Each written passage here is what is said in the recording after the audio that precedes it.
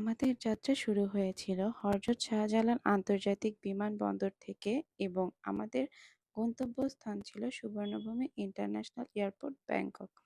আমাদের flight time ছিল ৯টার সময়, তাই আমরা সকাল সকাল এয়ারপোর্টে চলে যাই। সকালে বের হওয়ার জন্য আমরা ব্রেকফাস্ট করে আসতে পারি নাই, তাই আমরা লাউঞ্জে চলে যাই এবং আমাদের ব্রেকফাস্টটা করে নিই। এখানে সাইহাম বাবু ঘোরাঘুরি করছিল। আমাদের বোর্ডিং এর টাইম হয়ে যায়, তাই আমরা বোর্ডিং এর জন্য চলে যাচ্ছি।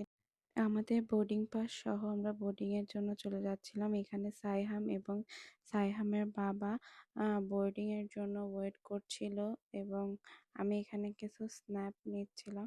আমাদের বোর্ডিং শেষ করে আমরা বাসে করে আমাদের ফ্লাইটের দিকে চলে যাচ্ছিলাম এবং আমরা ফ্লাইটে উঠে গেলাম এবং ফ্লাইট যথাসময়ে টেক অফ।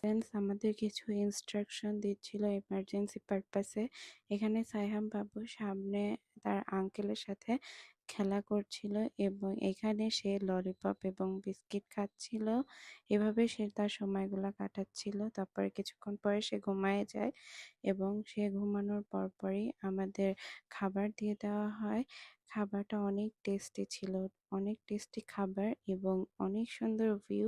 আমি এনজয় করছিলাম।